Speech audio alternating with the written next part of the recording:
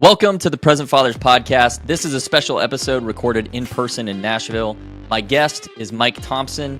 Mike is a personal trainer and fitness coach who helps busy men get back in the best shape of their lives while excelling at work and at home. I love Mike's mission. He's so passionate about what he's doing.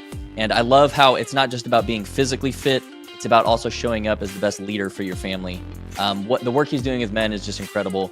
And in this episode, you're going to see Mike's passion to help others, as well as a lot of vulnerability and honesty about his own journey and how he's come to a point where he's able to help other men excel. We go through his upbringing, what life was like, and some of the major impacts that his dad played in his life.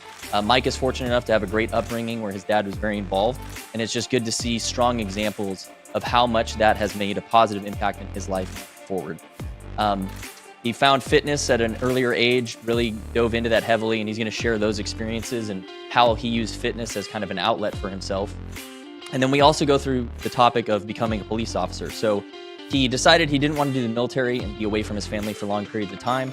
So he went the route of becoming a police officer here in Nashville with the Metro PD. So he goes through that experience, and this is special for us because it's our first time interviewing a police officer.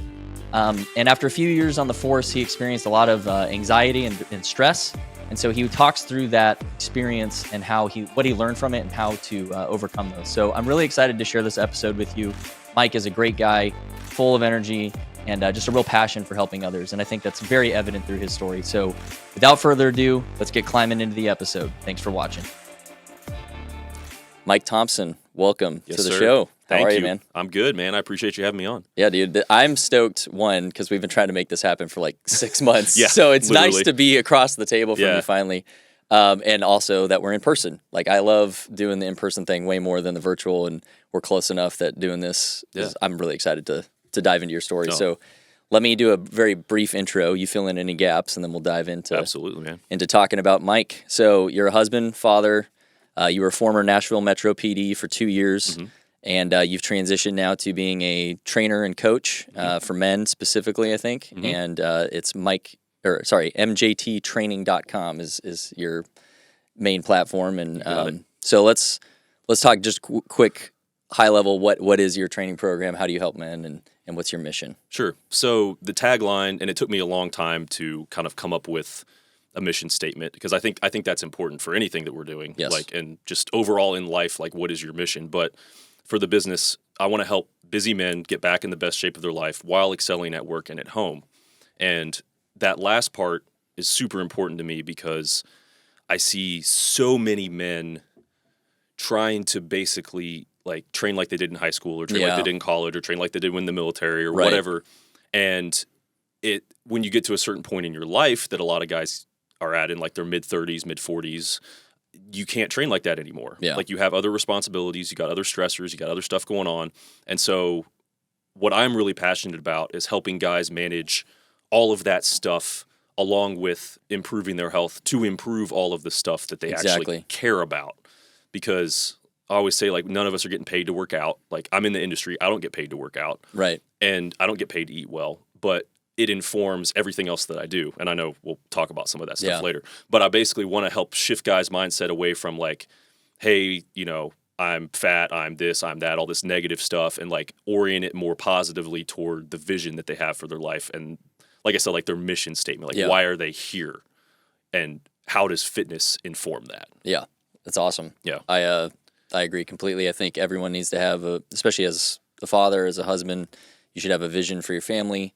And you have to lead yourself first before you can lead others, right? You have to be walking the walk for others to follow you. So couldn't agree more. Men need to have a purpose. They need to have a mission. And I think you're right. A lot of guys get misguided in like the fitness realm where it's like, oh, I've got to be all these things. And it's like, well, at the end of the day, the goal is to be a better father and husband, not unless you are like in competitions. Yeah, you're right. And that's a different thing. That's a different thing. But at the same time, even if you want to do well in a competition, again, unless you're at the highest level, you're not getting paid. Sure. So why do you want to do well in the competition? Exactly. So for us average people who just want to, look good naked and stay healthy, then the goal is to have it pay into the other things. So I love that you added that in your mission about not just mastering the fitness, but the home life as well. Absolutely. Why don't we start from the beginning, Mike? Let's just talk a little bit about where you grew up, what your home life was like, and your childhood and that kind of stuff, and eventually how you worked your way out to Nashville. Sure. So I was raised in Ohio, Dayton area. Only child, very small family. Dad has one brother. Mom's an only child as well. So very small family. Grew up, I think, the typical kind of Midwestern, just kind of average, average childhood. Nothing too significant, in childhood, I would say, shaped me, other than the fact that that's probably very significant. I had a very stable upbringing. Dad was very present. Mom was very present. Awesome. Everybody, it was, I'm blessed. Yeah. The more I've grown up and met people and kind of traveled around, it's like I didn't realize what I had at the time. Yeah. Learned a lot of finance management, relationship stuff, like all kinds of stuff. So I'm very grateful for the upbringing that I had. So, when I was in middle school, I kind of got in my head that I wanted to join the Navy after high school. That was kind of my goal. And that's what initially got me into working out. I was skinny, I was weak, I was absolutely terrible. I think when I started working out, I was like 5'9", like 130 pounds maybe, like just real scrawny kid, super weak. Like I remember, I put this on my website because it was so funny. I still remember the day, like I was bench pressing at the YMCA and I got stuck with no spotter, and one of the female coaches had to come and she just kind of pulled the bar off me. You can imagine like a 15-year-old kid, like the female, trainer rescuing you from it. Oh, it's so embarrassing. But for whatever reason, I always gravitated toward the gym. It was kind of an outlet for me. I loved seeing the progression. I loved seeing, the things that I was good at progress. And then obviously I didn't like having weaknesses, so I liked working on that too. It was just a good outlet. I worked at the YMCA. I was a lifeguard. So it was real convenient for me and everything. So that got me into the gym. And, getting toward the end of high school, my parents, specifically my mom, had some concerns about me going into the military just for safety reasons. She's a mom. She's an only child. Like, I totally get it now. And basically, the long and the short of it was they were like, hey, you need to get an education. My dad was always big on education. Get your degree, get a good job, all that kind of stuff. And they're like, if you go to college after high school, we'll help you, financially some. If you decide to go in the military, that you're going to be grown on your own. You're kind of going to have to handle that for yourself. Okay. So I made the decision, and honestly, I didn't have a ton of direction. I don't think if I had joined the military at that time, I would have done super well. I had a lot of growing up to do. Yeah. That I didn't realize at the time that they probably saw. Okay.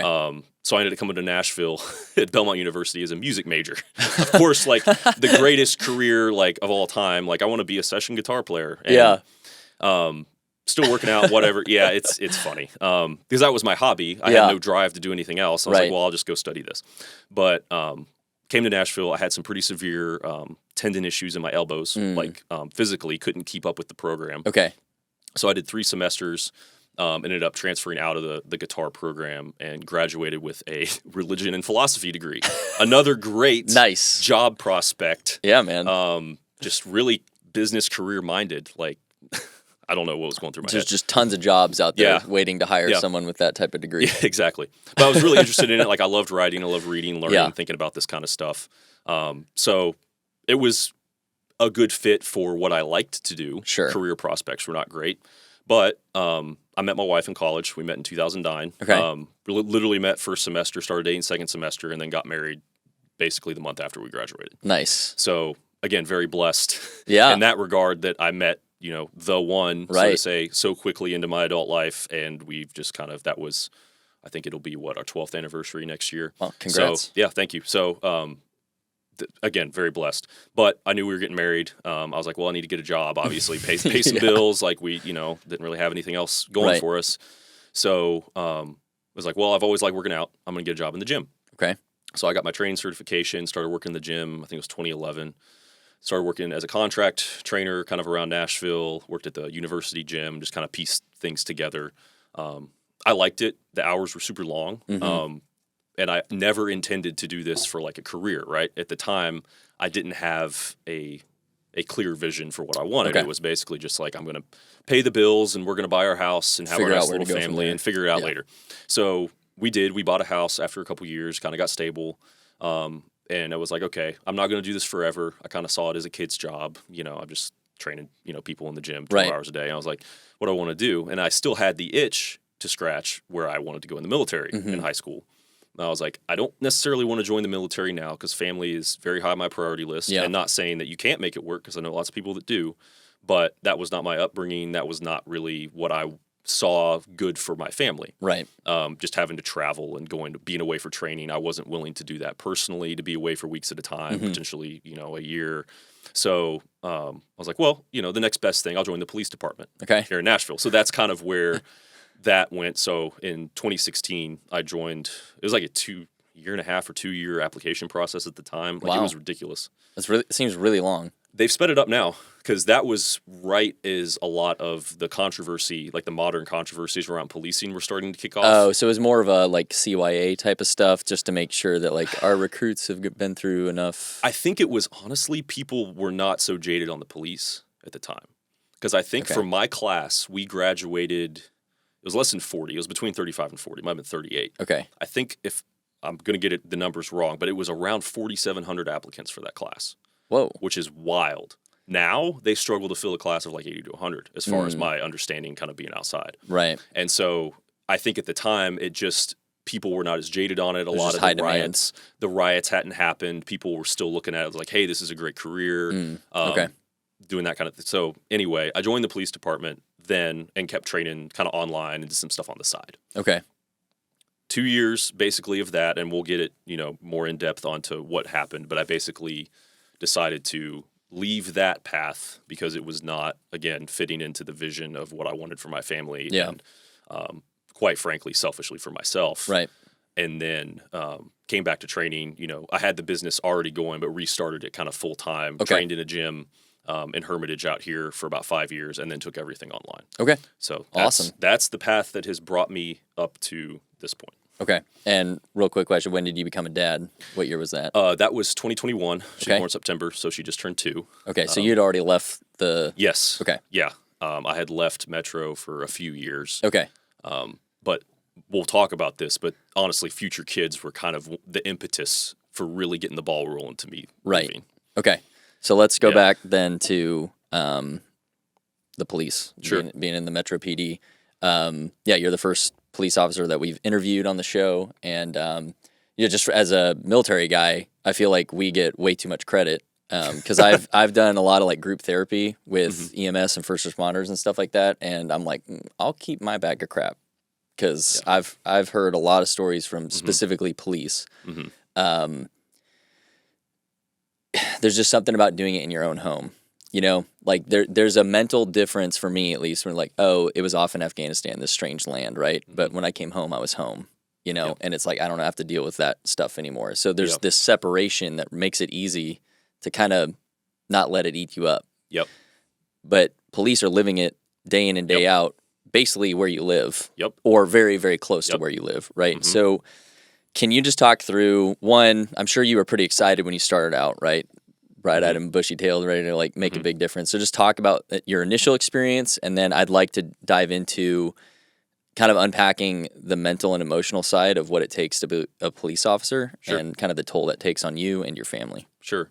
Yeah, so going into it, like I said, it was a very long application process, which obviously gave me a lot of time to think. Right. Like you're going through a 1.5-year application process where you put in your paperwork, you don't hear anything, and then all of a sudden you have this 80-page packet in the mail that you have to have done in a day, where you have to interview all your neighbors and they have to give you recommendations and all this crazy stuff, and you have these psychological evaluations, physical tests, like all this stuff. Sure.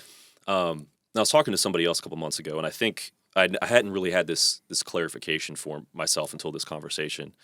I think I was much better talking about mental health, physical, like I was good. Like I was not, a superstar athlete, but I was totally fine. Never fell out of any runs. Sure. I was just solidly in the top 10 on pretty much everything. So I was good.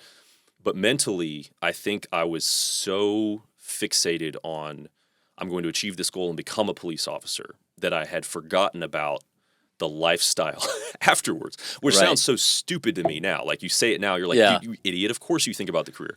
But I think at the time it was so much because it's, Metro uses a 6-month academy.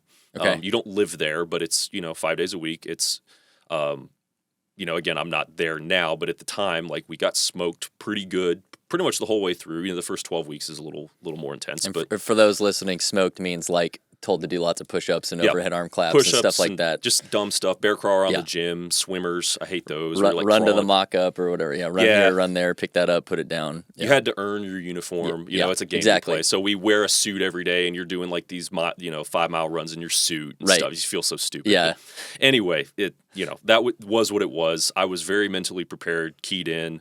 I won't say I like enjoyed all that stuff, but I definitely felt like there was never a doubt in my mind at all as far as like wanting to quit or this is too hard. It's like, no, this is just what we're doing today. Yeah. Oh, well. So from that perspective, I was good. I remember, we graduated, I don't remember what day of the week. I think it was like a Tuesday night. And you do training rotations with a field training officer afterwards. Okay. So at the time, I had to do 4 rotations, sorry. And the first one was going to be a midnight shift. So you graduate, the one night, basically stay up all night, try to sleep during the day next day, and then you go to work. And I still remember like graduating, and I'm sure everybody has this moment where it's like, oh man, I got to go actually do this tomorrow. And of course, that first night was just absolutely bonkers. Yeah. Like the third call, we didn't end up being involved in apprehending the guy, but the third call was like a naked dude on LSD with a sword beating down his roommate's door, yelling that he's Jesus, just like, and this is like, like 10 minutes from my house. Like you said, like this is at home, and it's like, what? And so it was definitely a gut check as far as the pace of the lifestyle, the overall fatigue, and just there's a lot that goes into it. And for me, I'm very blessed that I never had any, life-changing critical incidents. Mm-hmm. I saw what police officers see, but it was no one in particular thing that really stands out to me as like, oh, that was super traumatic to me. Right. Like it was just, and I know people that have those experiences. So again, I'm very blessed to not have that. Right. For me, what it was obviously the shift work. Thankfully, once you were on a shift at the time, you were there for 1 to 2 years. They keep changing kind of how long you're at certain places. My first actual assignment was a day shift, and so I worked weekends, but I had like a normal kind of, we worked 6:30 to 3, like normal-ish kind of hours, not terrible. But what really started to get me was when we went to evening shift, because not only is it busier, it's higher, I'd say more types of critical incidents that happen like in the evening, rush hour, more bad wrecks, more violent stuff happens at night, generally speaking. And so going into that, and then because you're busier, you're making more arrests, and then you have more court time because you're making the arrests. Right. But you're not on the clock when you're at court, so then it's overtime. So it becomes basically the cycle you never are off. Not off in the sense of you never have like time off, but your brain is never off. Right. That you're was always my in the experience. mode. Yeah. You're always in this kind of fight or flight mode, and you're trained that way, and that's how you should be trained, because somebody is going to try to kill you at any given time when you're at work, right? Every traffic stop could be your last. Like those ones, statistically, that and domestic violence are the 2 most dangerous things a police officer can do, and that's the majority of what you do. And so you always have that in the back of your mind, so you're always keyed up. It's hard to relax, especially on night shift. When I was on night shift, I was sleeping like 4 hours, like 3 hours, 4 hours a day. That's very common. Wow. And, again, court, overtime, wanting to pay the bills, you're well paid, but it's not the best paid job. So a lot of guys work a ton of overtime because the money's good. Right. I was the same. So I might have 1 day off per week, but then I have court. And so you just, what got to me was just that daily overall grind of just not shutting down, always being keyed up. Worried about the testimony in court. Is this going to be good enough to put this person away? Right. Did I do this right? Second guessing yourself, because obviously, the media is going to take anything you can. Exactly. And so to me, that really started to grind on me when I was not on like a normal sort of schedule. So let's start with you personally, and then I'd also like to talk about how it affected your marriage. But so on a personal level, like when did you start to notice that this ain't good for me? Or did you have like, I guess just, did you have any struggles that were like affecting things personally? Yeah. So, alcohol was never an issue. Like I never really had any problems with that. Thank God. I drank a lot more than I do now, but I would never say it rose to the level of a problem. Right. I started having like physical symptoms, which I had never experienced before. I think I've always been like a naturally kind of anxious person. Just kind of the way I'm wired. Yeah. But it started with like tremors, my hands would shake, my legs would shake. I'd be like, why is that happening? Your mind starts racing, and this kind of escalated over a couple months into full-blown like panic attacks where it was like a seizure. Like I would be laid out on the floor, hyperventilating, arms and legs like shaking, convulsing, uncontrollably, hands and feet go numb. And it was like an out-of-body experience because my mind at the time would be calm, which was the weird thing. There's no no one incident I'm thinking about, no one thing I'm worried about. It's just like, wow, this is weird. What's happening to me? I don't have any control of my own body. Yeah. And those got to the point where I was having 2 to 3 a week. I Really? would have them. Yeah. I would have them. I still remember one workout. Like I was squatting and I squatted. I finished the set. I think the physical stress brought it on. I had a panic attack for 15 minutes, got back up, went and did another set. Like that's where my brain was. Wow. Like, because it was like, you're a piece of crap if you can't finish this workout. Like I was so negatively oriented toward myself because it's like, why are you so weak? Like all these other guys can handle, what you're doing just fine. You've only been doing this a year. Like all these, like, what is wrong with you? Like you're better than this. Yeah. But it was literally like, I can't control anything that's happening to me. And so then, I'm very blessed here at in the Metro Police Department. They provide free counseling. Okay. Which a lot of departments don't have. And so I started taking advantage of that. And it was helpful. There was some stuff as far as controlling symptoms. So like mindfulness exercises, deep breathing, like that kind of stuff that people are probably familiar with, which was good. But I think the main aim there was like, oh boy, you better not have one of these panic attacks when you're at work. Yeah. Here are some things you can do discreetly to keep yourself right. level, right? It helped, but it didn't solve the problem. Yeah. When I think when it gets to that point, it's like there's something else going on. Like you've got physically something has to be going on. I'm not an expert on like the physiology of that. Right. Well, it sounds to me like your amygdala was like whatever the event was that was triggering it was manifesting itself very physically for you. It was like stuck in the pipe. Yeah, but it's like your fight or flight was just completely taken over, shutting down the rest of your brain almost. So did you ever uncover like why that was, or I mean, not really. Thankfully, I have done. I mean, proud to say I've done a lot of work through therapy, counseling, different conversations with people at church. Yeah. A lot of just kind of self-reflection. Okay. Reading, education around the topics and stuff to where now it's more under control, but it's not. I couldn't tell you the last time I had like a full-blown like panic attack. It's been a few years, but I still have physical symptoms. Yeah. And I think, for example, again, you're talking about like you're doing stuff in your own backyard, right? Yeah. So there's a part of South Nashville. South Nashville, there's a lot of traffic. It's super busy. It's very populated. There's just a lot going on down there. But there was a certain area that I worked that had some bad stuff go down in it. Okay. My wife and I were out there for a Christmas dinner the other night, just like 5 days, or Saturday, so like 4 or 5 days ago. Yeah. As soon as we turn on this one road, my hand starts shaking. Yeah. And again, I'm not thinking about any of that stuff. It's all subconscious. But and she noticed, and it was like, and I start getting worked up, and it's like, wow, this is still there. And I can manage it. Like I can, again, we went to dinner, have a wonderful time, whatever. Part of, I think, my healing process has been understanding that this is something I don't have to be in control of. And it's like, you don't get mad at a diabetic, like if their blood sugar gets too low, right? That's kind of the way I think about it now. Yeah, that's a healthy perspective. Yeah. I'm doing what I can. Just because it manifests in certain ways or it's more related to my mind doesn't mean that there's not a physical component to it. And it's like, if I just beat myself up, it just makes it worse. Yeah, you just go down the spiral. It's just interesting. They had such like a, not traumatic, dramatic reaction to the stressors.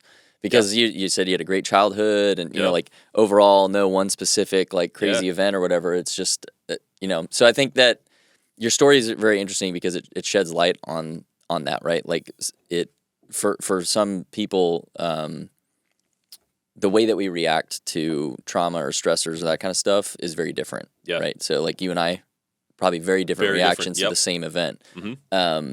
And, I think that maybe is a good starting point for a lot of people to just realize, to have some grace with yourself, like you were just describing, and that just to start the journey of figuring out why, isn't like victim mentality or anything. Nope. That it's just assessing, okay, how can I manage it, gain control over it, or not let it, dictate my life. Exactly. And, I don't really know where I was going with that other than just like your story is a great example of how like it can happen to anyone. I think a lot of people think they have they start struggling with something, and especially men in general, right? We don't like to talk about it. Oh, it's weak, all that kind of stuff. Yep. But it can happen to anyone, and if it does, it doesn't mean you're a failure. It's how you respond to it. Exactly. Is what will define you, right? Yeah, exactly. It's like I said, like the alcohol thing. I know guys that have a problem with alcohol, and that we know that there is a physiological component to that some people have a worse problem than other people. Yep. I happen to be the ones that doesn't have a problem with people. I've got my own problem that somebody else probably doesn't have. Right. And I was very blessed when we were in the police academy specifically. There was a lot of training that came from the counseling section. Okay. And one of the things they talked about a lot that kind of beat into our heads is everybody responds to these stressors differently. Yep.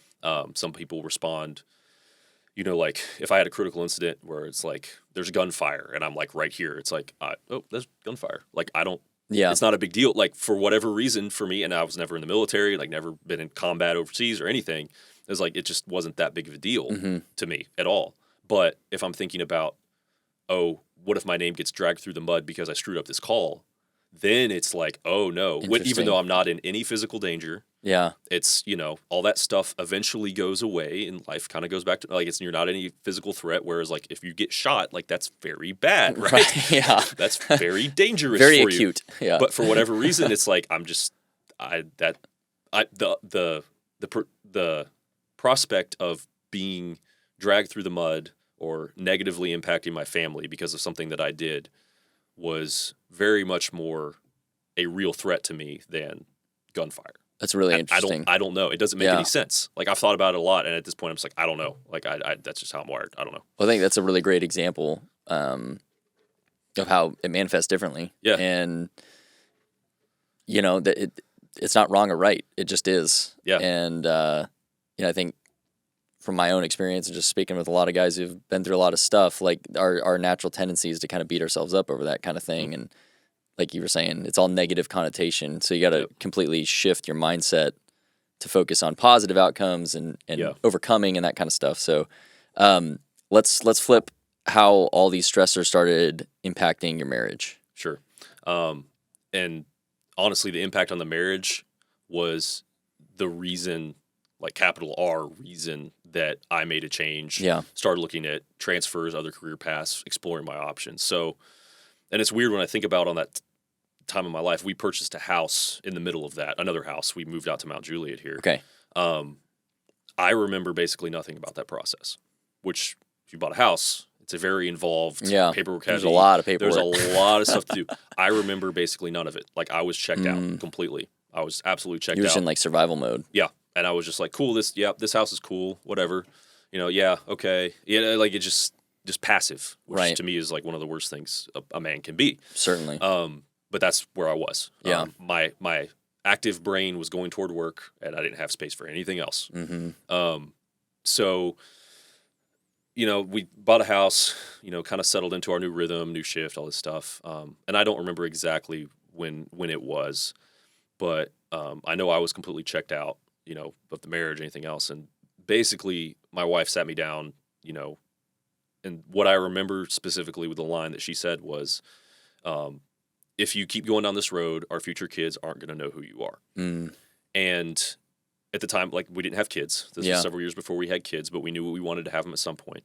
And she was not implying that she was going to leave, even though I think she fully would have been in her right to. She was implying that they're not going to know you like I know you. Like, I knew you before all this. Right. And you have slid downhill so fast that, like, if we keep going down this road, like, she's like, I'm going to stick with you. If we keep going on this road, like, they're going to see this, shell of a person, for lack of a better term. And that was, like, that family, like, that stable family home environment, because I was raised in it, has always been, like, very, very high on my priority list. Yeah. Not necessarily from the, he's got to work a 9 to 5, because obviously that was not. But I want to be present for my kids. Yep. I want to be involved in what they're doing. I want to take them to school. I want to be able to, be at their sports and all these kinds of things. that, you know, in previous generations, maybe dads weren't as involved with. Right. I think our generation is wanting to get more and more involved with that. And so I was like, wow, like I didn't realize it was getting this bad. And for whatever reason, that for me was like the light bulb moment where I was like, oh, I need to get this figured out. Like I need to do something about this because it is not just going to solve itself anymore. Right. And that's when I started looking into, like I said, like, do I transfer somewhere else or go to a different department? Do I, you know, go to a different career path? I explored some things, explored going back to school. None of it was really, you know, working for me. Like it didn't make any sense. Yeah. And, you know, I obviously had this fitness skill set to fall back on. Sure. So basically studied up, got recertified because I let some things lapse. And then it was just kind of a Hail Mary, started asking around at gyms, you know, like, hey, you know, here's my experience. I had some decent experience in corporate fitness and, you know, training some pretty high-end clientele before. It's like, this is what I do.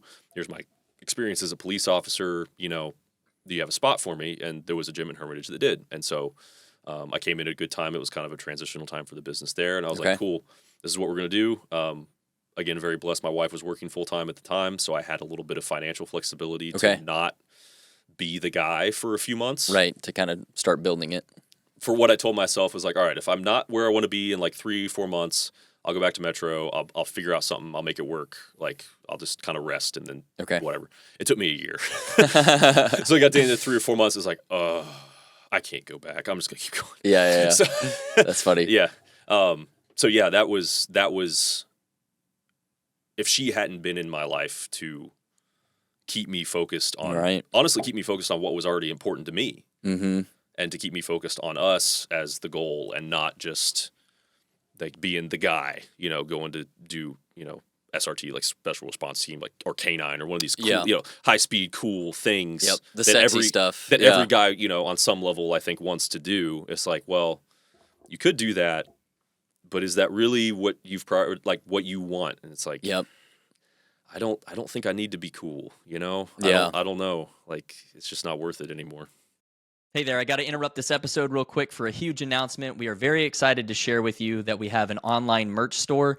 We've got everything from sweatshirts, t-shirts, coffee mugs, stickers, all kinds of great stuff. So go check it out. It's thepresentfathers.shop. That's thepresentfathers.shop. And there you can check it out, all the great stuff for yourself or for the dads in your life. In addition, this is a great way for you to support what we're doing. If you're a fan of the podcast, this helps you contribute to us monetarily to improve the show and make sure that we keep bringing you the best value possible. On top of that, if you could do us a huge favor, please go to your favorite platform of choice, whether that's YouTube, Spotify, Apple, etc., and go leave us a follow or a subscription, whatever it is, and do us a favor and leave a review. The way that these things work is the review is super powerful in terms of boosting our show to get to other people. And our desire is to reach as many men as possible and help them out. So if you can please do that, it helps us grow and it helps get this message out to other men and help them be the best men for their families possible. So without further ado, we'll get back to the episode. And we just wanted to thank you all for the continued support and viewership. Take care. That's a great point. I got a friend who's a Green Beret, retired Green Beret, and he's like, man, I know so many guys who would do it differently. You know, who lived the cool lifestyle for a long time, and a lot of them are filled with regret now because they basically pick career over family. That's kind of something you can't do over, you know? So yeah, man, I just want to like circle back on your wife being there for you in that, like, what a powerful example of the beauty of marriage, right? And she was there to help kind of pull you out of your own cycle and help you gain the awareness you needed to start taking action. And like nothing what I'm hearing sounds like that was like threats or any of that kind of stuff. It just sounded like she was genuinely concerned about you. And like you said, she knew the real you. You guys had been together for quite a while at this point.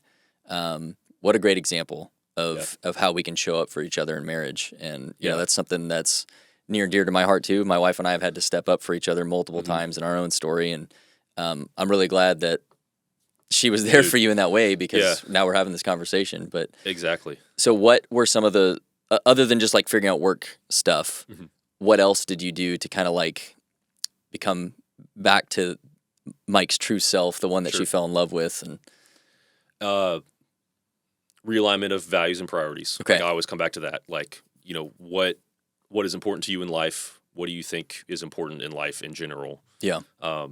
Reprioritizing things. And it's not only that, but how do your actions relate to them? And I've gone a lot more in depth on this with myself in the years since all this went down. But Yeah. that was kind of the number one thing. It's like, okay, do your actions and what you say you want line up? Because Right. if you want to be the guy, go be the guy. Yeah. Like that's fine. But if you want like this family life where you're involved, and I had a very clear picture in my head of what I wanted, it was like this may not be compatible. Not to say it's not universally compatible. It wasn't compatible for me. you. Yeah. For me, just the way I'm wired and kind of the mistakes I made and kind of the path I took, that was not going to be for me. And so making sure it's like, well, you say one thing, you do another, like you're a hypocrite. Right. Like, figure it out. And not necessarily, again, talking down to myself. It's just objectively your actions are not lining up with the outcome that you want. Okay. So why don't we learn something from that and either change the outcome you want or change the actions that you're taking? Right. Simple. It's just simple problem, like rational thinking, problem solving. So that mindset shift was huge. And the other big one I think you already touched on was, and I hesitate to even use the phrase self-compassion because it gets abused a lot, or like self-care. It's not pity party, but it's like... Yeah, and it's not sitting at home watching a movie and stuffing your face with snacks because you feel bad. Right. To me, self-compassion is looking at the big picture and looking at things more rationally. Like, what advice would you give to a friend? Like, Right. if you see a friend going through what you're going through, would you tell them they're a piece of crap? Would you tell them, Yeah, like, exactly. in some sense, from the worlds we come from, probably on some level, right? Yeah. But in a joking, like, uplifting kind of way. Yeah. But you're not going to go talk to them like you're talking to yourself. And you're Right. not going to tell them, oh, just get over this. Like, just man up and just don't Right. don't worry about it. Don't tell anybody about what you're going through. Suppress, the physical symptoms you're having. Like, you can fight through it. Like, you're not going to tell people that. You're going to be like, well, okay, what's actually going on here? And you get a little concerned. So when you kind of take that perspective of being your own friend, so to say, your own bro, you kind of remove some of the emotion from it, and you can look at it again more rationally, objectively. And so for me, self-compassion was a huge thing. Is like, look, like this is what you're dealing with. You're not going to gut your way through it. This is what it is. It's in front of you. It's not good or bad. It just is. Yeah. What are you going to do with it? And then obviously getting the help that I needed through counseling, medication, like all these other things that we have available to us, from a healthcare perspective. Yeah. That the self-compassion and just kind of, looking at things rationally for yourself, I think is the biggest mindset shift. And it's hard. Like I still struggle with that. Like everybody does. Yeah. That little voice starts going and you're like, in just different areas. Maybe I'm more aware of it with this, but I'm not aware with it in business. And then I start talking about myself in business, Exactly. or I start, in fitness or whatever it is. My daughter's not behaving. Oh, why can't you make your daughter behave? Right. Well, she's a 2-year-old. Of course, she's not going to behave. Like, it's just stuff like that. But we still want to do it, right? Yeah. Well, if she's not had it all figured out by 3, then I don't think we can have you back on the show later. Game over. Yeah, that's the real test now. That was right before we got on here. I got a text that she jumped off her cot at daycare and hit her face. Nice. It was just like, good job, kid. Maybe there you that'll go. teach you not to jump on the bed. Yeah, sometimes I love the joke. There's 2 kinds of rangers. There's smart ones and strong ones. Yeah. So it's never like, the same one. Yeah, so it's like you're going to be a strong one over there. Yeah. Oh, cool. So, wait, what does that mean otherwise? That's how I used to learn, was the hard way. So I just to circle back, really drive the point home on. I'm not a huge fan of like self-compassion. I don't know. I don't like the phrase. I think it's more perspective. I like it's like self-perspective. Yeah. Because no matter what it is, like it's always a process, right? Mm-hmm. Let's use weightlifting. Mm-hmm. You don't walk in day 1 and deadlift 700 pounds. No. You had to work up to that milestone over a very 20 long years. Exactly. 20 years of work. So it's kind of like giving yourself that understanding of, okay, I need to hold myself accountable to the goals I have set or the things I need to do, but it's also understanding that like some of the things I need to do may take me a while to get there. Mm-hmm. And so as long as I'm making incremental progress towards that, that's perspective. And so I guess my question to you too is to help get yourself out of your own like negative self-talk. Did you have anyone around you that was kind of like an outlet, or like a group of guys or something like that you were able to kind of like share where you were at through this process and would kind of validate like, hey, no, Mike, you need to give yourself a break here. Like, you're doing great, you know, like, because sometimes that's what we need. Other times it's, hey, Mike, get off your butt, get to the gym, or go do the thing you said you were going to do. You're better than this. Right. Yeah.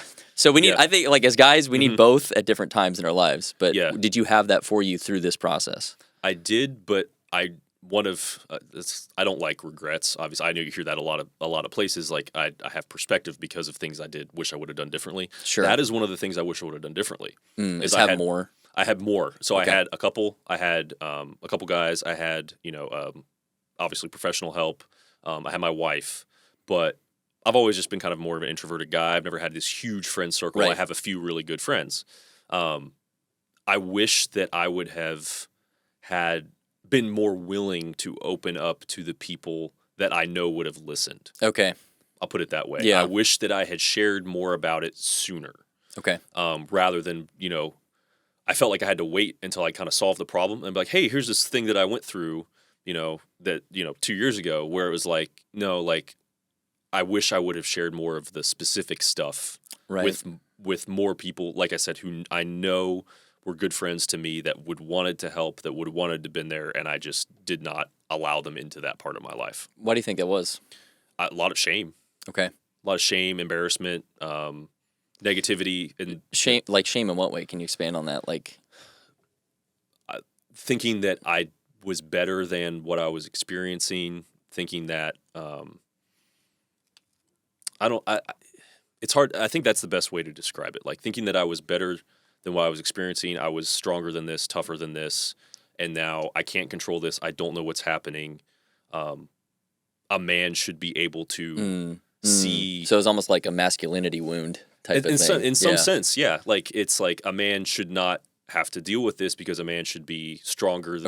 And XYZ be the caretaker, for his friends, for his family, these sorts of things, which the two are not mutually exclusive, obviously, but at the time I couldn't see that. And so a lot of it's like, well, what are they going to think of me? Are they going to think I'm a less capable friend, less capable teammate? Are they going to abandon me because they think I'm weaker and I can't handle their stuff? Yeah. Like that kind of thing. So a lot of like fear of rejection, a lot of fear of being kind of cast out. Yes. Yeah, a lot of fear-based stuff. A lot of fear of being judged. Like my buddy being like, for example, like, well, why are you going? Like, I've been through way worse stuff than you have. Why are you dealing with it? Like, that kind of thing. Even though, again, objectively, that's not what would have happened. I know that for a fact. So, yeah. So when did you kind of learn, and how did you learn that that's not really what's going to happen? Almost always. Exposure therapy. Okay. Just go do the thing. I had a therapist that it was like, yo, you need to really, Mike, you need to stop. At the time, it was like, you can stop laying so much on your wife, and you start, broadening the group that you talk to. When you say laying on your wife, like making her responsible for, like, what do you mean by that? So she has never been in like a policing military kind of environment, and no family member, like nothing. Yeah. I would talk to her about some stuff that, in some sense I would want to hide stuff because I want to protect her, right? I don't want her to have to deal with it, but I would also use her as an outlet when I need to vent or something where I should have been going to people that were more in my world. Okay. And utilizing their friendship as an outlet for that, and rather than laying all of my stressors onto her. So that's a great distinction that I think, and I know I certainly was guilty of that at earlier points in my marriage, and it's something I've learned and like talked to a lot of guys like this. There's a difference between being dishonest with your wife and understanding the types of things you should like let down with your wife, right? Because there is a difference. In a masculine friendship, like if you were like, hey, bro, this and this is happening, like I just need you to listen or whatever, like I can take it, right? Yes. But your wife then, because I'm separate from your world, right? Exactly. At the end of the day, it's like, well, man, I'll pray for you. I hope you're going to get through it, and I'll be here to help you, right? But at the end of the day, it's like, oh, that's on Mike, You start doing that with your wife, now it's like the wheel starts turning in her head of, oh my gosh, my husband's freaking out with this, or can we pay the rent? Whatever, like her wheel starts spinning. And it's adding unnecessary pressure to your marriage and to your family when you could just go probably vent to someone else, right? And it avoids all that. And then you can say, hey, honey, I'm struggling a little bit, but it's okay. I talked to Jimmy or whatever, and he's going to help me with it. And, you don't need to worry, but if you just want to pray for me or whatever, like, I'd really appreciate it. So that, like, you can still be honest about it without giving her the weight. Exactly. And I like that distinction too. Like, I would never want to be like, in the past, I would have wanted to be like, oh, I'm not going through anything, I'm good. At this point, I can be like, yeah, I'm going through this, but I am feeling this money stress or whatever it is. Yeah. But at the same time, here's my bigger perspective. I'm just going to I might be a little more irritable. Here is why. Like that kind of thing. Versus like, oh, we can't pay the rent, blah, blah, blah, blah, blah. Like, I can go talk to other people about, whatever example. It's specifically with the police stuff. Like, hey, I had a panic attack with this. I was thinking about this, and then you can talk through those things a little bit more with people who understand it a little bit better. In a way, too, it almost creates like an unhealthy relationship where she's your intimate lover, your wife. You don't want her to become responsible for like being mommy almost, and it's like there is, don't read into what I'm not saying, right? I'm sure someone's going to listen to this and be like, oh, but don't psychoanalyze this. But at some degree, you do want to draw a line between like what you go to your wife for, because it will potentially negatively impact your... She doesn't need to mother you. Exactly. Like, there's a difference between her supporting you and hearing you and being there for you, and then you basically just dumping, here, Mom, fix all my stuff for me. Exactly. They're very different interactions. And I think, I've certainly been guilty of it, basically making my wife mom. Where, hey, fix all this stuff for me, here, let me emotionally vomit in front of you. Like, you're the one that understands emotions. Let me give this to you. What do you think about this? Like, well, no, dude, that's not... That's not how it works. She's very different than you. Yeah. Very different than you. And her idea of processing emotions is probably not how you're going to do it. Right. Yeah.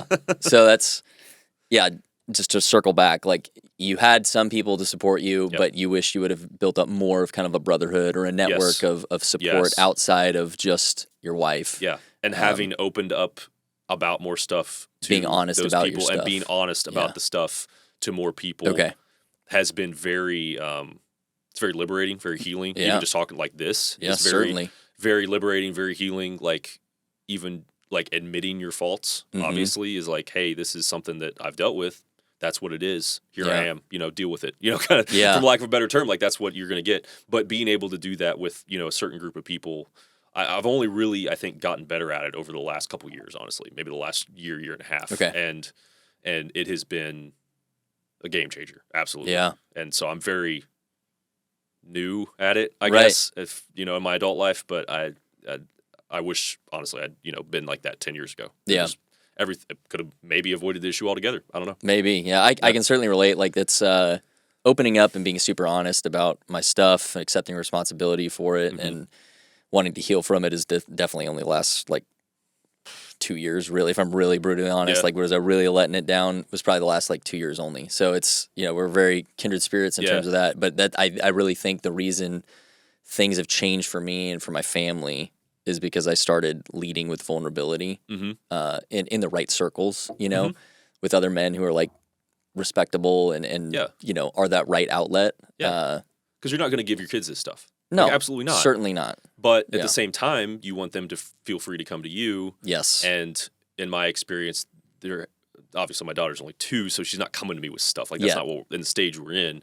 But with friends, family, etc., there does have to be a level of vulnerability and of, hey, if you're going through something hard, Dad's gone through hard stuff too, and Dad has made mistakes. Yeah. Therefore, I am not going to judge you as a person because of this. Like, there may be consequences for what you did or said or whatever. Like, but there's a difference between consequences and, to me, like, judgment or, Dad thinks I'm a bad person or I'm in trouble with God or whatever. You want to like there's and there has to be like this humility and vulnerability on some level that they have to understand. Yeah, you're not perfect. Yeah, that act is it's just damaging for everyone. Yeah.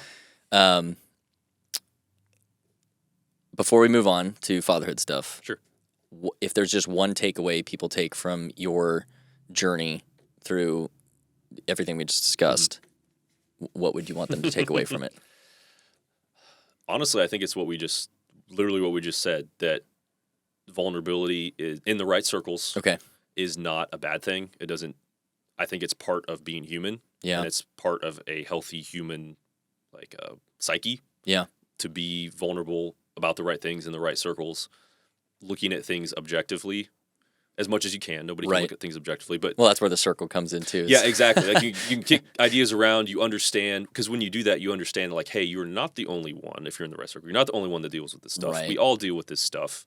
It doesn't necessarily mean you're a bad person, but it means we all have our own work to do. Mm-hmm. So let's do our work together and build each other up. I can make up for what you're weak. Like, be a team, right? I can help you with what you suck at. You can help me with what I suck at.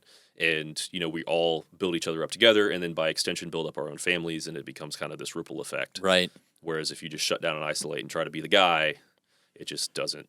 Yeah, you're going to In my experience, it does not work out. You'll crumble eventually. Yeah. No one is meant to do that. Yeah.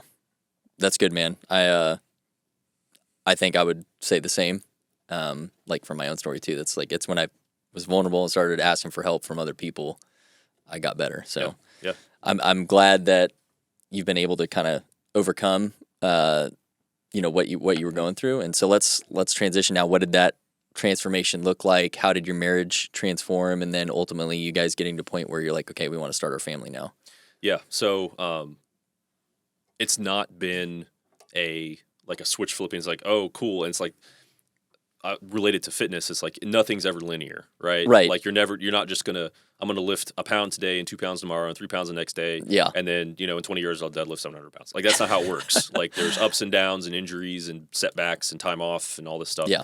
And so, for us, our family, it's been a slow, steady climb, but there have been challenges like communication challenges. Mm-hmm. Postpartum time is always really hard for everybody. Yeah. That was a time where I, really wish I would have done some things differently. I think I was so caught up in, again, my own stuff that I wasn't as there for her as, she needed me to be. Yeah. Which is hard, but we live with that. We've worked through that and everything's better. And that vulnerability, again, is where it all started. Like me being willing to admit my faults. Okay. And saying like, hey, I don't expect you to carry this for me. Here is, I want us to be better. Right. Because a lot of times guys won't even say that. It's just, you just kind of accept your marriage status quo and you're just kind of rolling. And then you wonder why, a few years down the road, you're drifting apart. Right. It's like, well, you have to put a lot of work in. Yes. It's like the most work that I've ever had to do for the healthiest. Like when our marriage is the healthiest, which, I hope she would agree. Like right now it is about the healthiest it's ever been.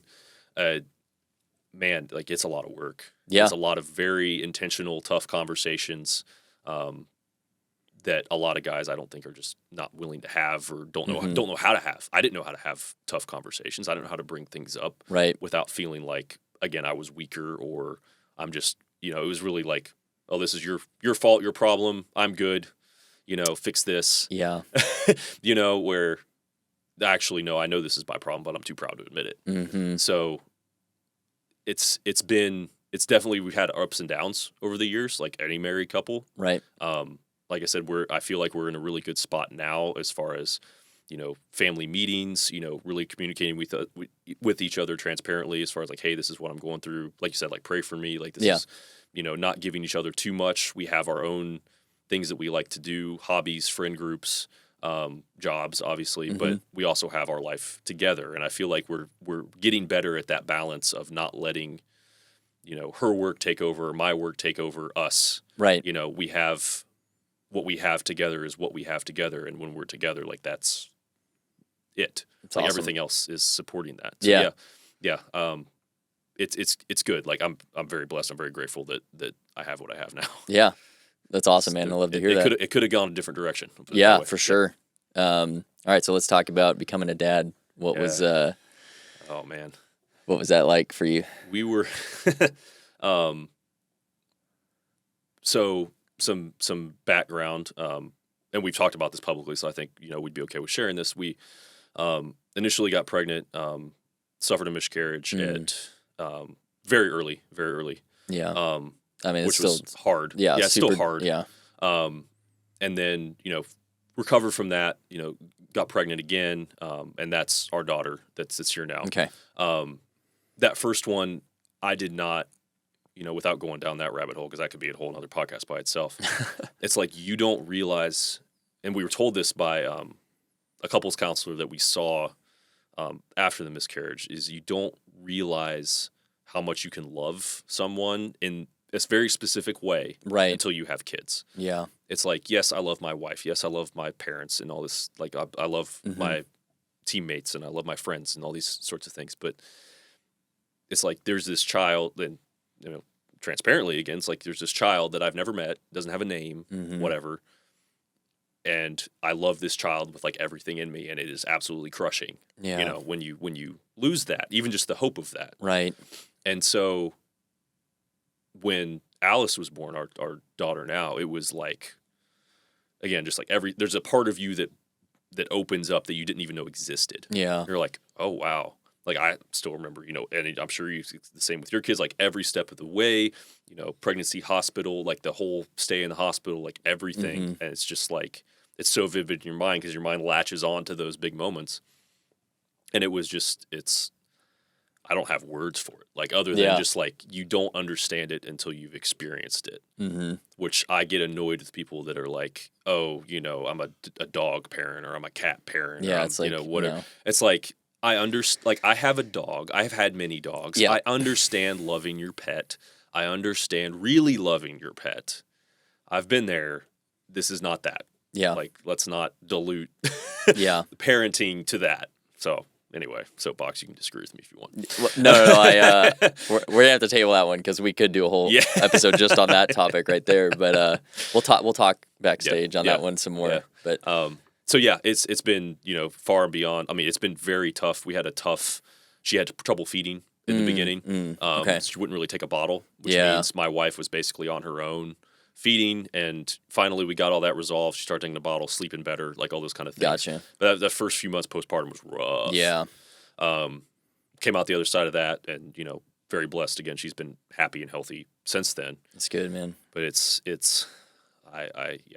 for people that don't have kids, I don't know if I have words. Yeah. It's just one of those things you get, Yep. It is hard to put it into words. Yeah. I try and like describe it as it's probably the hardest thing I've ever done. Being a dad, it's the most important job I'll ever have, I think. But I don't know if there's any that's more worth it. Yeah. I think the only thing that can, I need to take that back. I think the most important job is being the best possible husband ever. Yeah. Because your relationship with your wife needs to, it should extend, because your kids grow and they start their own lives. You still need your marriage to continue. And they use you as you see how you parents create the framework in which their safety comes from.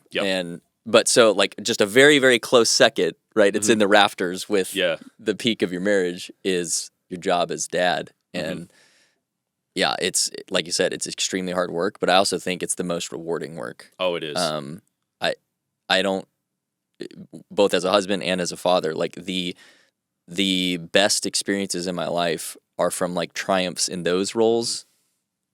I mean, I can make $1 billion and it wouldn't even come close to that. You know what I mean? It's just no comparison. Absolutely. So. And it's, from like a business perspective, it's like hitting business milestones is cool. Hitting PR in the gym is cool.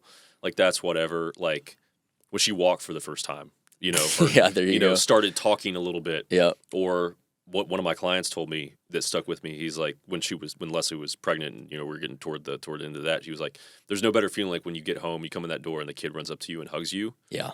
And every single time, and like I work from home, I come up from the basement office, right? Yeah. It's not that big of a deal. But man, that just daddy, and she runs over and oh my God. Dude. It's like, you can't even, it's like, why does she even think, like, does she, like, you want to feel like she hasn't met me. Yeah. She doesn't know who I am. She just like, whatever. Like, why would this precious little human being feel like that toward me? But she does. And it's just like, I don't. Yeah. It's amazing. Yeah. Like my daughter still, she's 8 and she's getting big now. And, she'll still ask me like pick her up and carry her upstairs for bedtime and all that kind of stuff. And my wife is like, why do you keep doing that? I'm like, because one day she won't ask me anymore. She won't ask you and, she's going to be too big and it's going to be kind of weird. Well, she was like, will you always be able to pick me up? I'm like, yeah, that's why I work out, kiddo, because I got to be able to pick you and mommy up, but like, yeah, dude, I'm glad you're getting to that stage now too. These next couple of years are super fun as a girl dad. It's like the coolest. There's nothing that can compare to like she runs up to you and you're like, I want a hug. And man, Yeah. it's fun. Best moments. Like you said, like it's the work is like talking about like your heart breaks open and you like didn't know you could love like you love. Yeah. Or, like you could feel this way toward, a little human being. Like the work, you don't realize you can work that hard. Yeah. Like I'm sorry, like I worked, 24-hour shifts with the police department. I worked 12, 14-hour days, 6 days in a row when I was training. Like I worked hard. I haven't, done a combat deployment or something. So I understand that, but I've worked hard. Yeah. That's a brutal schedule. Yeah. It's a hard schedule. And just the work that when, you have a newborn that's not sleeping or even now just a 2-year-old that gets kind of all over the place. Like, and just is running around and has mood swings and, won't eat this, but will eat this and gets fixated on certain things and wants to watch Toy Story, twice a day, every day for the next, it feels like 7 years. It's just like, you don't, like they rely on you for everything and you don't realize just how much you can do for yourself until you have to do it for somebody else. You're like, oh my God, can you just... Like, we're getting ready to go into potty training. It's like, can you just go use the bathroom? Yeah. Like, just so I don't have to change his diaper for the 3,000th time, it feels like, in the last 2 weeks. But they rely on you for everything. Yep. It's wild, man. What a privilege to be relied upon. It's a big privilege. And it's, again, one of those things, like, people are like, what? I'm not ready to have kids. Like, dude, you're never ready. Yeah, like, I do. That is something I tell guys. It was just a YOLO. It was guys would be Mary. like, they ask me for like advice or whatever. I'm like, man, nobody's ready. No. But by you, before you're a dad, working on it now and just trying to learn, like you're already ahead of the game. Exactly. And it's going to be different for you than it was for someone else. And like, you got to find your own rhythm and all that kind of stuff. But you are ready. Like you're born to do this. Yes. It's not a biological thing. Yeah, you are created to eventually do this. So, you figure it. That self-doubt is like everyone has it, but just kill that doubt. It's not true. Yeah. It's a self-fulfilling prophecy. Exactly. It's like you're not going to be perfect. You're not, you're going to screw things up. Like that's just how it is. Yep. You're human. Get over it.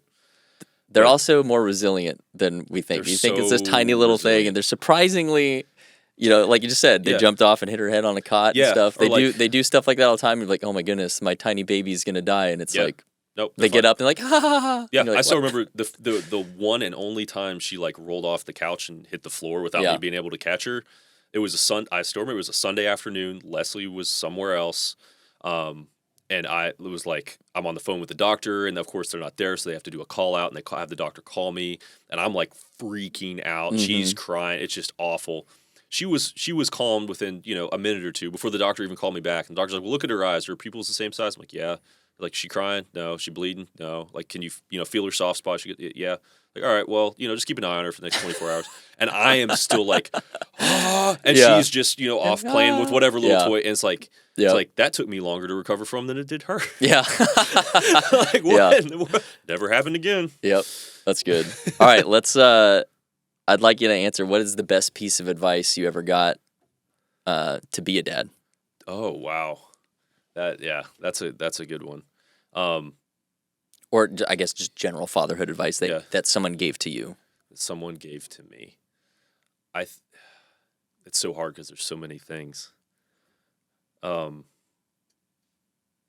guess this is fatherhood advice, it kind of what you were just hitting on a second ago is that your relationship with your wife is most important. Is I think a lot of guys and families get caught up in the kids because the kids require so much of us. Right. Like they require so much time, so much effort, mental energy, emotional management. You have to parent yourself first. That's a quote that I like. Okay, that's a good one. Yeah, like you have to manage your own emotions. You have to keep calm when they're losing their mind because they need a center. Yelling doesn't fix anything. I've learned that pretty quick, so I'm getting better about that. And I was never really bad about it, but I'm definitely better now. But like the relationship with your wife is so central because that is going to be what they grew up seeing. Yep. That's their precedent for what is a marriage. Right. What is, a romantic relationship. What does a home look like? Yeah. Like you guys are you are the center of that.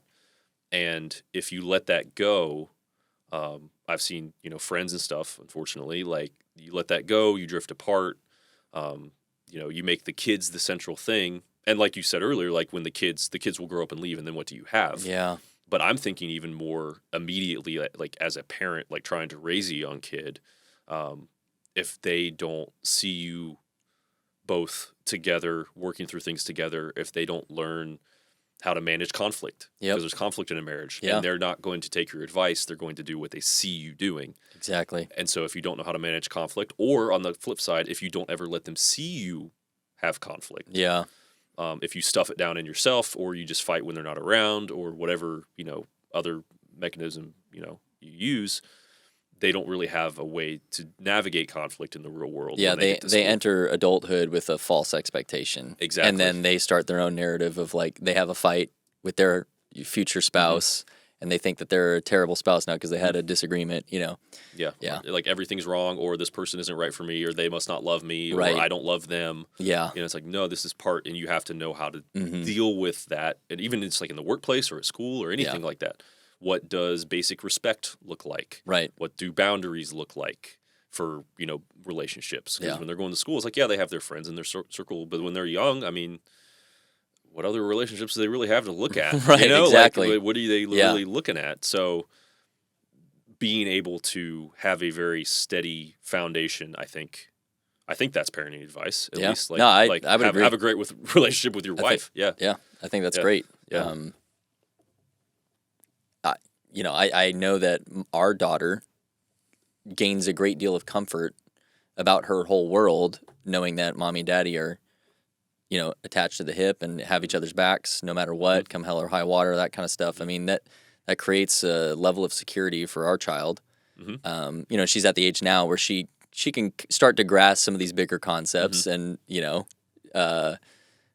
I think she sees my wife and I, show affection to each other and stuff like that, and she'll joke like, "Ew, gross," but I think deep down she's like, probably understands like that's good. I think that's a normal reaction. She's just started doing that, but she used to want to like come and wedge in between, even like, "Well, hug me too," But I think that's she's understanding that you guys are separate. Then that bubble of security is a great thing. So I think 100% that's parenting advice because it is for your kids. Last kind of fatherhood question is just we ask it of every guest. What's just a great like core memory or experience you've had as a father so far that just like when someone asks you, like boom, that's the one you bring up or jump to? Again, there's a lot. Yeah, just pick a favorite. So I think for me it's been maybe more of a recurring thing than any one particular moment. That works. Yeah.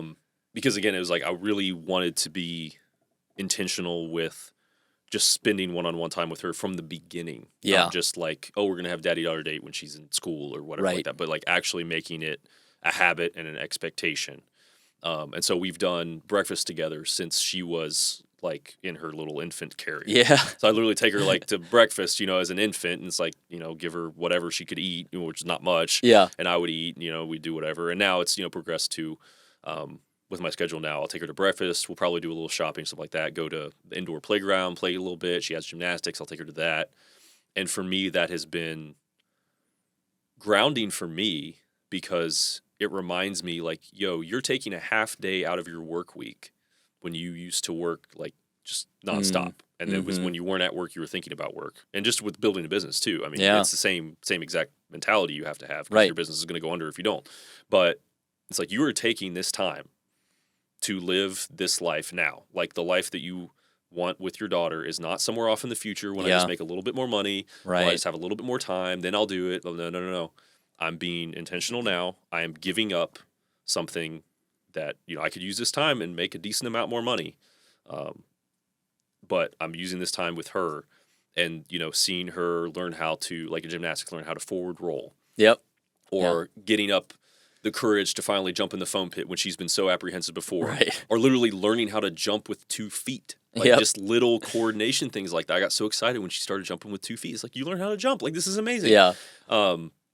Just seeing those little things that mean in the scheme of things, it's like, well, of course, every kid learns how to jump. Every kid like every kid learns how to talk, and every kid says their first word stuff. But actually, like, I like the first time she walked, like I was there, we were all 3 there together, helping her, and she finally did it. Like I was there for that. The first time she gut laughed.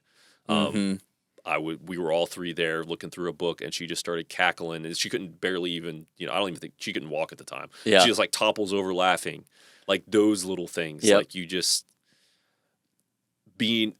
reminding myself that like, hey, your life is not in the future. Your life is now, and you need to prioritize your time accordingly, because your time is your time is your asset. Your asset is not your money. Yep. Like your money can buy back time. I understand that concept, but what if you get to the point in the future? At what cost? At the point in the future when you've got all your money to buy back all your time, but like it's gone. So I'd rather just do what I'm going to do now, and work hard and the rest of the time and let the chips fall where they may. Yeah, man. But yeah, just being there for all the little stuff. Like you can't. It sounds so it's insignificant, but like you and every parent listening to this knows it's not. It won't be for her. The little things are the big things. I got to quote Nick Freitas on that exact concept you're talking about. Is he was responding to the notion of like, oh well, when your daughter's dating age, you're gonna scare the boys away type of thing, and he took it back. And I love this example, that's why I'm quoting it. Yeah. He's like, well, when your daughter or whatever is 1 or 2, how you treat her matters. For when she's 5, she'll remember when she was 3, right? When she's 7, she'll remember when she's 5. So she's not going to remember all the little things, but it's those incremental steps you're building, that connection you're building, that when she gets to the point where, oh, boys are interested in now, she will have this expectation that dad is involved and will have conversations with you, as opposed to, if you didn't build that, let's say in your example, you were building a business instead so you can buy back your time later. Well, guess what? Now it's later now, and she's not going to be comfortable having hard conversations with you about things that are going on because you didn't put in the work early on. So, man, I heard that. It's like a 60-second clip or something where it was cutting a reel, and I was like, oof, that is one of the best like designs I've heard about. That's why now matters. So I love that so much, dude. And it influences... From my experience, like it influences just overall outlook too. So like when I was I guess I was elementary school, I don't remember specific years. I don't remember where we went or what we did. I don't remember any of that stuff. But my dad, every year for several years, we'd just do like a father-son, like 2 or 3 day vacation. Yeah, that's great. Like a long weekend. Yeah. Like I said, I don't remember any of the details. It doesn't matter if he went and spent $5,000 on it or $300 on it or $1 million on it. It doesn't matter. I don't remember. You just remember that time. But I remember my dad took the time. Yeah. And he's like, he works hard. Like work and finances are a big priority for him.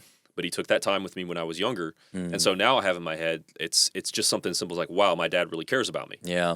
Just that simple thought is that I know, a lot of people have that, but a lot of people don't.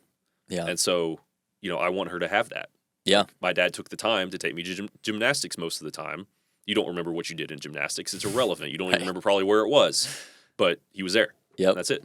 That's great, man. Yeah. That's been something that like I was always wanting to provide as well, and I've been very intentional about. And it's I'm right on board with you on that one. The first time we talked on the phone, you were with the kids at the pool. Yeah, I was. There's like kids screaming in the background. So like, this is great. This is completely on brand. Yep. Yeah, man. I definitely. You walk the walk. Yeah. I think, to your point, too, you said it earlier, you think our generation is a little bit more involved than maybe previous ones. I would agree with that. Broadly. Like, I've taken some, gone on, like, to be chaperones for field trips and stuff at school, and my initial thought was, I'm going to be the only dad there. Boom, no, there was quite a few, and it's like, it's really good to see that, and I think it sets a good example for even the kids that aren't yours, right? Like, to just see men being involved. Yeah. The kids need, especially the boys, they need more men. Yeah, and it's not to discredit women. That's not what I'm saying. No, at all. I think it's good to see both, right, being involved actively. Anyway, so yeah, as a dad, man, that's like, you're right. You may pass up dollars today, but what you're investing in your child is priceless. Yeah. And they're going to remember that. They're going to carry it forward. Yeah. It's so worth it on so many levels. How many dollars do you need? Like, really? Right. Yeah. Like, I get it, but on another level, it's like you said, like, you can't buy back this time. Yep. You can buy back other time. Yeah. I mean, sacrifice have to be made at some points, but it's like you need to be constantly evaluating, like, am I in a loop now that's just robbing long term? Yeah. Sometimes you got to, Anyway, that's so good, dude. All right, let's wrap with just higher level blurb again about kind of the training you're doing now, how people can kind of get involved with you, who's your kind of ideal client, and we'll go from there. Yeah. So like I said earlier, I run a coaching company called MJT Training. I've had the same company for my entire training career, 12 years. but recently took it, kind of away from a, personal training. Like I've done corporate fitness, I've done one-on-one training, I've done group training. I kind of took it away from that because of some of the drawbacks of the in-person thing. You at a certain point, it's like you need more support, right? If people are paying for your time to teach them how to work out, and don't get me wrong, like I competed in strongman, like I've done an ultramarathon, like I've done some stuff that I didn't think I could have done before, and I love physiology and biomechanics and all this kind of cool nerdy stuff that a lot of people in the fitness world really get into. But and so it's fun to teach that in person, but in a certain level, like you have to have ongoing support if you actually want the changes to stick, if you want to actually make it part of your life. Yeah, because it's like habit correction. A lot of like mindset work, recovery, sleep, nutrition, all these kind of things. And so what I initially started making it more of a kind of a hybrid thing where you'd see me once or twice a week, but you do stuff on your own, kind of take a little more responsibility for it. And then I would check in with you online, provide obviously the training framework, the nutrition plans and all that kind of stuff. And, what I found, frankly, is that the in-person face-to-face time for the vast majority of people, once you kind of had a basic proficiency, is just not necessary. Interesting. You can teach, you have to teach exercise technique, teach people how to use, certain machines or different conditioning methods and stuff. But at a certain point, it gets to like, well, you can only say so much about a bicep curl. Like I train powerlifters, I train strength athletes and stuff. And those people, like we do video analysis and stuff like that. But for the vast majority of people, it's like we need the lifestyle work. We don't need the nuts and bolts biomechanics stuff. You may have a perfect power clean, but if your diet is all jacked up, it doesn't matter. And if your wife hates you because you're always at the gym doing power cleans, there you go. We've probably got another problem going on. Right. Like I said, none of us are getting paid to do this. So it's more of like a holistic. Yeah. And so I stay in my lane. Like I'm not a therapist, but I have a very good network of, for example, therapists, physical therapists, mental therapists, physical therapists, chiropractors, even a chef, men's health doctors. To kind of take the whole person into account, right? Because this all starts in the mind, right? Yep. So if you have limiting beliefs, if you're self-sabotaging because of those limited beliefs, you're not really going to get anywhere, right? And so that's the hard work that a lot of guys specifically don't really want to do because there's a lot of introspection and it's kind of painful. Just having done a lot of it myself, but. You can do your crash diet in January. You can do your keto or your carnivore or whatever's popular at the time. It's just cyclical. Pretty, 5 years it's going to be, high carb, low fat again. Like it's just how it is. You can go to do whatever workout you want to do. But if you don't get your mind right, you're going to do it for like maybe 6 months or a year at best, and you're going to slide right back to where you were. Right. And I hate that. It happens. Like we're all human. But at the same time, it's like, how do I empower people to make an actual change, no matter how small it is? You may not want to be, like Joe Bodybuilder or get absolutely ripped for the beach. Like most of the people, talking about like, who do I work with? Like a lot of the people that come in are either guys that are about to get married. Okay. And it's less, you've got like the whole like wedding thing, but it's much less about like looking good on the wedding day from them. Like I'm not telling them this is what they're telling me. It's like, I need to get myself in order because I'm about to have this new responsibility that I've never had before, and my wife needs to be able to rely on me, and I've kind of been, treating myself like crap. Yeah, so they're kind of trying to step up to the plate. Yeah. And so it's a big life transition like that, or it's people about to have kids or that have young kids that have kind of let themselves go since they had young kids. Trying to get back on top of it. Yeah. Okay. And so they, were maybe doing good before, and now it's maybe been 3 or 4 years. They've got a couple kids. And they've let just because of time commitments, and they got to work, and they got to take the kids to their activities and all this kind of stuff, and they're just kind of overwhelmed with everything, and they're like, the only thing I know how to do is what we did in high school football. And it's like, that is not what we need to, or what we did in the military, or what we did, even as a police officer. Like I have former police officers that got out for similar reasons to me, and it's like, I don't know how to make this work for all of these new challenges. The busy dad life. Yeah. And so helping people navigate that, trying to figure out, where is our starting point? What do we, the example I always use is the old Staples commercial, like the easy button. Remember that? So that was easy. We're trying to find the lowest barrier for entry that pays off the biggest and the quickest at the beginning. Yes. And then building, kind of sequentially quick from wins there. Yeah, get you some quick wins, get you moving in the right direction. The fat loss will come, the muscle gain will come, the strength will come, the conditioning will come, all that stuff will come. Yep. But not if you don't figure out how to make it work with your schedule and your mind. Exactly. Because you have to do the thing consistently in order to actually get the result of the thing. Yeah, it's a marathon, not a sprint. Exactly. Yep. And so learning, like developing, so I take it, we start from values, identity, kind of the stuff we're talking about here. It's good. Who do you want to be? Who do you want to become? What does that person do? What's most important to your life? And then relating that to the stuff that you may not want to do, like go to the gym at 5 a.m. Right. Like how does going to the gym at 5 a.m., improving your fitness, actually get you closer to these things that you value? How does that make you a better husband, a better father, a better business person, a better employee, whatever roles you have to fill? How does improving your fitness make that better? And a lot of guys don't have an answer for that other than, something real kind of surface level. So we have to dig a little bit, and we find that. We have ways of finding that.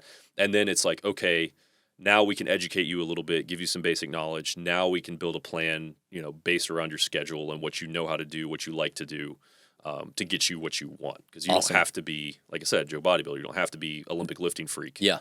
You need to be what you want to be. Exactly. And so I'm not going to try. I have things I like to do. I like doing some stupid stuff. That's fine.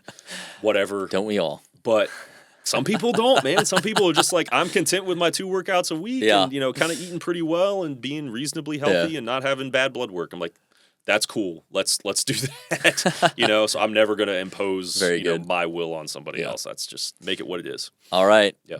Mike, awesome. So it sounds like your program is very tailor-made to each man where he's at in his life, and that's great, man. That's really good to hear. So if you want to work with Mike and you're interested in it, it's mjttraining.com, mjttraining.com. Links will be in the description, of course, for all this. And best way to reach out is just through the site, or is it on Instagram or something? Honestly, just Instagram DMs, man. That's the easiest thing. Like I have, the website has, details and like the contact form with questions and all that formal stuff. But like, I'm not really a one-man show. I do have help, but as far as coaching, I'm a one-man show. And I read all my DMs. If someone sends me a DM, like I'm going to respond. It's going to be me. Like, and I'll just help. Yeah.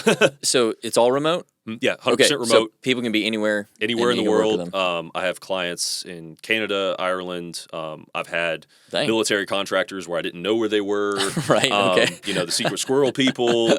People all over the country. Obviously, a lot of police, fire, military type people. But I would say at least half. I don't have exact numbers. At least half my clientele is the kind of person I've described. Just a regular, very cool. regular dude who wants to be healthy for his family. Yeah. Just needs a little bit of a push in the right direction, a little bit of guidance, needs to get his head right, and can make a much more purpose-filled, I guess, purpose-filled life, but like a much more living life in line with their values. Yeah, much more. Yeah, just building that confidence. Exactly. Having it pour over. So exactly. Mike, man, it has been an absolute pleasure. I'm so glad we finally got in the studio together. This has been fun. It's like 6 months in the making. Yeah.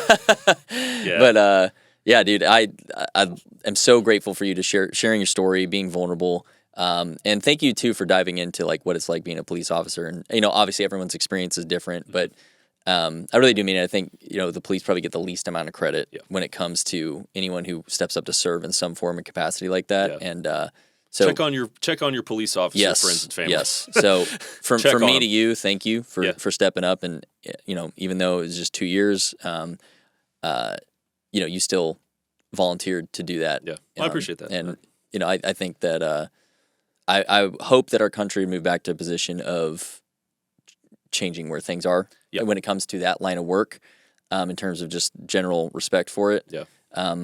But yeah, for you and everyone who is currently serving in the force, thank you. Mm-hmm. And I also want to thank you for setting the example for kind of being honest and sharing your story. Yeah. And so if I can't do anything else, I can at least be honest. That's right. Exactly. Yes. Yeah. All right. Well, Mike, it's been a true privilege, and really appreciate your time. So with that, enough talk. We'll see you in the next episode. Thanks for tuning into this episode of the Present Fathers Podcast. Make sure that you subscribe to our YouTube channel and follow us on Spotify to catch all of our amazing episodes.